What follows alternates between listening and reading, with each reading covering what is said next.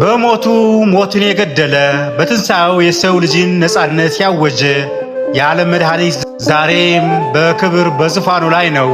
ክርስቶስ ተንሥአ እሙታን በዐቢይ ኃይል ወሥልጣን አሰሮ ለሰይጣን አግዓዞ ለአዳም ሰላም ሚእዜሰ ኮነ ፍስሐ ወሰላም።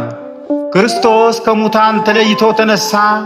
በታላቅ ኃይልና ሥልጣን ሰይጣንን አሰረው፣ አዳም ነፃ ወጣው። ከዛሬ ጀምሮ ደስታና ሰላም ሆነ። እንኳን ለጌታችንና ለመድኃኒታችን ለኢየሱስ ክርስቶስ ወርሃዊ በዓልና ለብርሃነ ትንሣኤው በሰላም አደረሳችሁ አደረሰን። ዛሬ ሚያዝያ 27 ነው። ይህ ቀን ለምን በታሪካችን ትልቅ ስፍራ ተሰጠው? ከቀራንዮ እስከ አድዋ፣ ከንግሥተ ሳባ እስከ ዛሬው ማንነታችን መድኃኔ ዓለም ከኢትዮጵያ ጋር ያለው ምስጢር ምንድን ነው?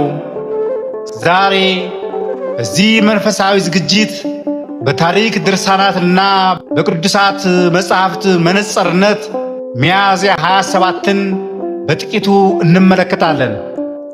እስከ መጨረሻው አብራችን ቆዩ። መድኃኔ ዓለም የሚለው ስም ዝም ብሎ መጠሪያ አይደለም፣ የማንነታችንና የመዳናችን አዋጅ እንጂ። ጌታችን በመስቀል ላይ የፈጸመው የማዳን ሥራ በቤተ ክርስቲያናችን በየወሩ በ27 ይከበራል። ነገር ግን ሚያዝያ 27 ልዩ ነው። ለምን ቢሉ ጌታችን የተሰቀለበት መጋቢት 27 ቀን በዓሉ በጾም ወይም በሰሙነ ሕማማት ውስጥ ስለሚውል ያ ድልና ደስታ በታላቅ ዝማሬ የሚከበረው በዚህ በዛሬው ዕለት በሚያዝያ 27 ነው።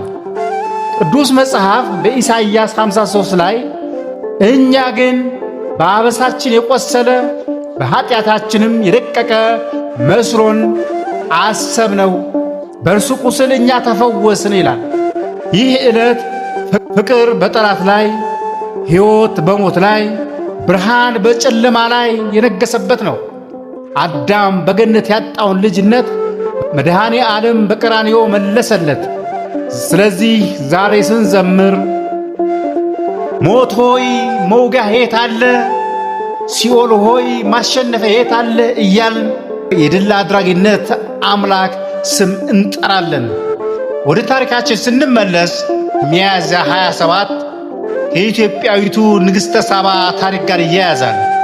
ንግሥተ ሳባ የንጉሥ ሰለሞንን ጥበብ ለመስማት አምላክን ለማወቅ ወደ ኢየሩሳሌም የተጓዘችበትና ጥበብን ተምራ የተመለሰችበት በዚህ ዕለት እንደሆነ የታሪክ ድርሳናት ይጠቅሳሉ።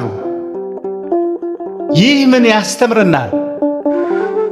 ኢትዮጵያውያን ገና ከጥንቱ መድኃኒት ፍለጋ የሚንከራተቱ ሳይሆኑ እውነተኛውን የነፍስ መድኃኒት ጥበብን ፍለጋ የሚተጉ ሕዝቦች እንደነበሩ ማሳያ ነው። ጌታችን በመዋዕለ ሥጋዌ እንዲህ ብሎ መስክሮላታል። ንግሥተ አዜብ በፍርድ ቀን ከዚህ ትውልድ ጋር ተነስታ ትፈርድበታለች፣ የሰለሞንን ጥበብ ለመስማት ከምድር ዳር መጥታለችና እነሆም ከሰለሞን የሚበልጥ ከዚህ አለ ይላል በማቴዎስ ወንጌል ምዕራፍ 12 ቁጥር 42 ላይ። ይህ ቃል ንግሥታችንን ጥበብን ፍለጋ ያደረገችውን ጉዞና የታሪካችንን ወርቃማ ገጽ የሚያረጋግጥ የእግዚአብሔር ምስክርነት ነው። ሚያዝያ 27 ለእኛ የጥበብና የእውነት ጉዞ የጀመርበት የታሪካችን ወርቃማ ገጽ ነው።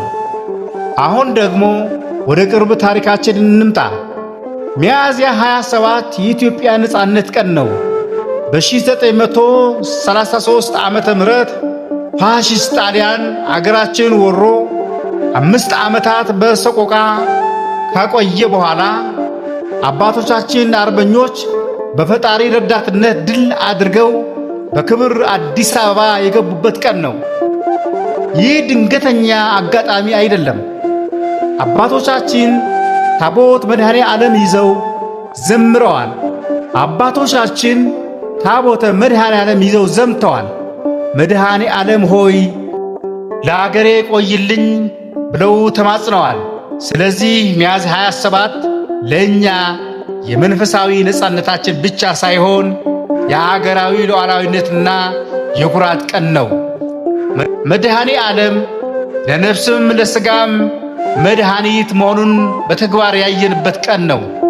ዛሬ የምንተነፍሰው የነጻነት አየር የመድኃኔ ዓለም ስጦታ ነው።